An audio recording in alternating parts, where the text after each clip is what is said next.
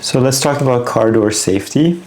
At some point during your road test, the examiner is going to ask you to pull over and to open your door. They're looking to see if you'll perform this safely.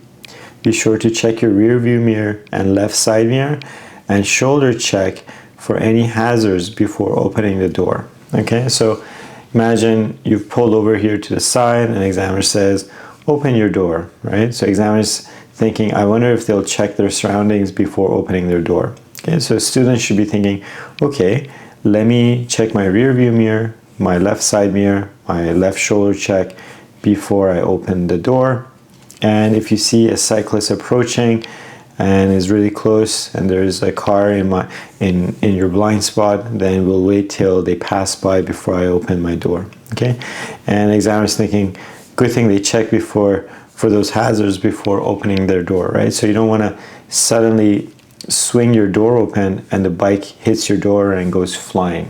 Okay, so this actually happened a few months ago in Victoria with an officer, right? So they were attending to an incident. They swung their door open and a cyclist was passing by at that point and the bike went flying. Or the cyclist went flying. And they've increased the fines for not opening your door safely. I think it's now $368.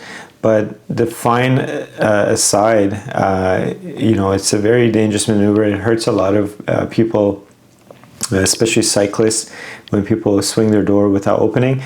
And it's very dangerous also for traffic because, if you suddenly open your door and, someone swerves out of the way, they might go into the path of someone else and cause an even bigger collision. So be careful. It seems like a pretty straightforward thing, but you want to make sure that you do it safely.